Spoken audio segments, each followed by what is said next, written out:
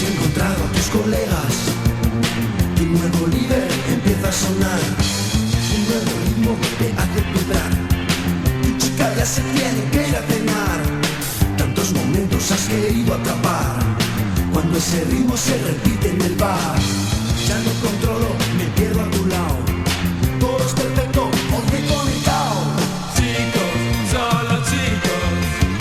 El mundo es siempre de la gente mayor. Chicos, solo chicos. Si ellos se atan, nosotros no. Chicos, Saludos, queridos oyentes de Radio Sueños. En el segundo capítulo de la serie Amigos está con nosotros José María Marván. Chema, una persona un tanto especial, porque no ha perdido la ingenuidad. Yo le definiría como siempre niño. Por eso no podía dedicarse más que al arte, que es la manera de seguir jugando toda la vida. Comenzó como bajista en un grupo de la movida vallisoletana de los 80, llamado Objetivo Perdido, pero se encontró dedicándose al arte plástico y a la fotografía. Metódico, contemplativo y tranquilo, donde los demás miramos, él ve la belleza que está en un paisaje, en una composición, y nos la descubre para nuestra sorpresa. Llega a Radio Sueños y a esta serie Amigos para contarnos sus experiencias con el arte y su visión del mundo. You know I smoked a lot of grass. Oh Lord, I popped a lot of pills.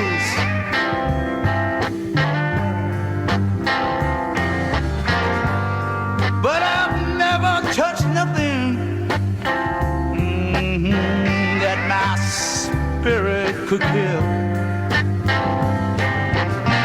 You know I've seen a lot of people walking around with tombstones in their eyes. Chema, tu primera incursión en el mundo del arte fue a través de la música. Cuéntanos tu experiencia con Objetivo Perdido como bajista. ¿Cuáles fueron tus primeras influencias musicales? ¿Siempre te gustó ser técnico de sonido? ¿Por qué no seguiste por ahí? Mi experiencia con el grupo Objetivo Perdido fue sobre todo la de vencer los inicios de la dedicación a la música y mezclarme con otros músicos, es decir, con los otros miembros de la banda, y tocar lo que se hacía en ese momento, influenciados por la movida madrileña, por ejemplo, salir del anonimato, etc. Y sobre todo, compartir experiencias musicales. Fue algo muy fuerte y muy positivo en general. Aprendí muchas cosas de la vida y también, por supuesto, de la música como bajista. Estaba influido en el plano musical por el free jazz y por la música de King Crimson, bueno, y otras músicas de rock en general, pero sobre todo por grupos como Jethro Tull, Deep Purple, Jimi Hendrix, Allman Brothers, Stephen Wolf o Grand Funk, entre otros. Recuerdo ensayando en el local con el batería, Manolo, y el guitarra, Carlos, unas largas jam sessions que dependían mucho del día y de la inspiración, pero que algunas veces salían muy interesantes. Todo esto era antes. Luego ya vino Objetivo Perdido e incorporamos otros dos miembros en el grupo, Chusma, cantante guitarra, y Juan, guitarra. Entre estas influencias, aparte del jazz y del rock, también estaba, como no, el pop, que en ese momento estaba muy potenciado en España por la movida madrileña y que fue al final lo que sería la base de Objetivo Perdido, pero con influencias de todo lo que he contado antes, por lo menos en mi caso. Una de estas influencias, las de hard rock, se nota por ejemplo en el tema La Escalera, un buen tema de Objetivo Perdido. Un cóctel un tanto extraño de conciliar al principio, pero al que yo logré adaptarme, y fue como una faceta más en mi trayectoria. Que conste que la etapa de Objetivo Perdido fue desde luego con mucho la experiencia musical más importante en mi etapa como bajista. Bueno, igual por razones prácticas, en el último tramo de la vida del grupo me hice cargo de la mesa de mezclas, pues no había una opción mejor, si queríamos sonar bien. Algo que desde luego sí que conseguimos. Más tarde, lo de ser técnico de sonido, al final no me interesó mucho, pues eso de vivir siempre de madrugada no me encajaba.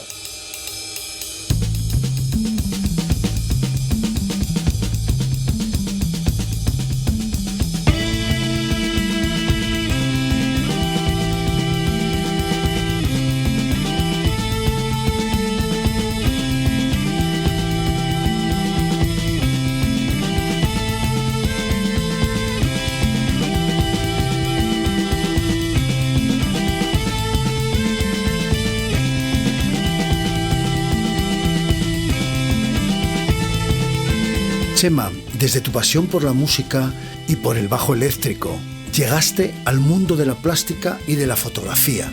¿Por qué este cambio? ¿Cuáles fueron tus influencias artísticas?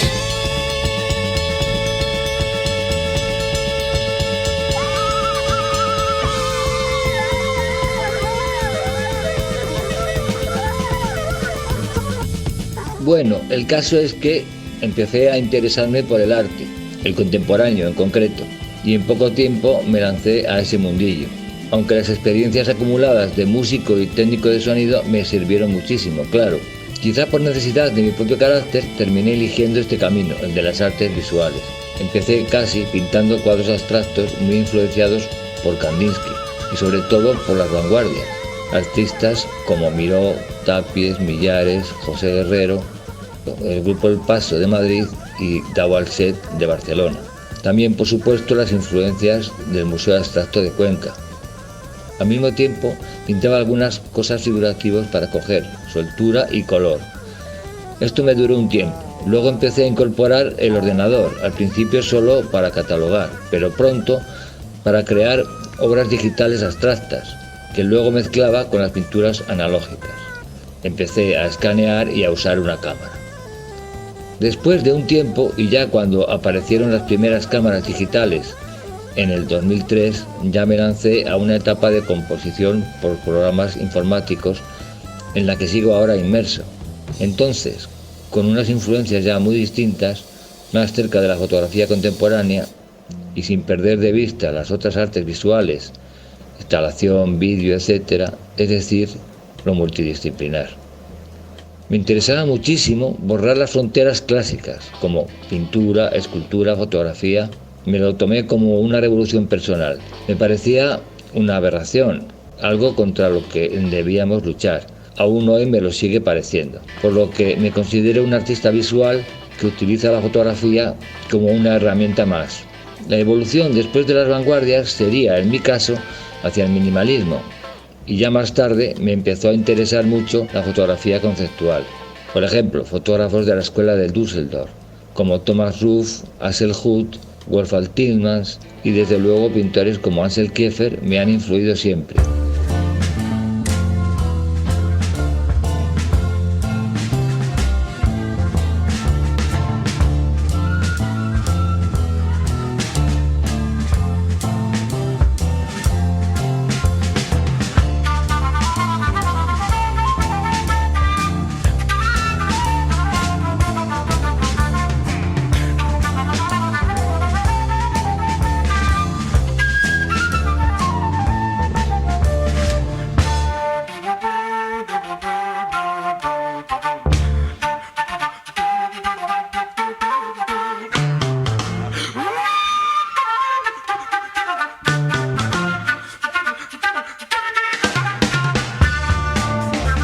Chema, ¿cómo se vive el arte plástico en Valladolid? ¿Cuál es la realidad? Danos tu visión sobre la actualidad en la ciudad. ¿Hay un grupo de artistas? ¿Hay lugares donde exponer? En cuanto a Valladolid, la verdad es que últimamente hay bastante más movimiento que hace unos años. Hay más galerías y más artistas de nuevas generaciones, lo que hace un ambiente más favorable. Y luego tenemos un museo como el Patio Herreriano con un equipo muy dinámico que potencia también el arte local, además de las grandes figuras del arte español. Definitivamente hay más sitios para exponer y más movimiento, así como más convocatorias para artistas a las que presentarse. Valladolid ha pasado a ser una ciudad bastante más interesante estos últimos 8 o 10 años.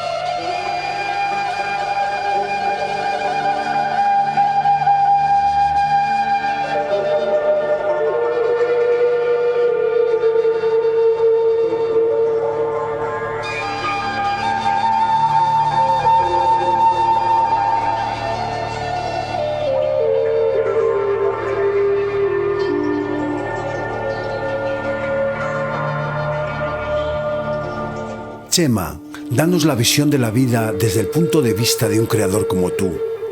¿Y cuáles son tus proyectos de futuro? A ver, esta dedicación del arte contemporáneo es muy dura en muchos sentidos, pero el más llamativo quizás sea el tema del rendimiento, en el que uno se gasta más de lo que se percibe. Obviamente hay muchos matices, pero aún así tiene sus compensaciones en otras esferas, claro, difícil de entender si no se está metido en todo esto. En cuanto a proyectos de futuro, seguir trabajando en proyectos que se plantean desde las administraciones locales, autonómicas, museos, centros de arte, etc. Y decir que en estos momentos expongo en el Museo Patio Herreriano de Valladolid, con Stalker in the Land, una exposición basada en los fotogramas de la película Stalker, más conocida por La Zona, de Andrei Tarkovsky. En realidad, esta muestra es una interpretación poética, un diálogo entre las imágenes de Tarkovsky y mis creaciones visuales, capturadas en territorios cercanos, pues valoro mucho la inmediatez y el hecho de profundizar más en sus posibilidades. El desarrollo creativo ha sido para mí un viaje interior, una terapia, donde las composiciones sucedían solo en un estado determinado de recogimiento, en definitiva de una búsqueda de lo trascendente, muy a la par, por otra parte, con el espíritu de Stalker. Bueno, y ya para terminar, decir que estáis todos invitados a ver esta exposición. Si alguien tiene alguna pregunta sobre lo que he contado, puede hacerlo. Y nada más, saludos afectuosos.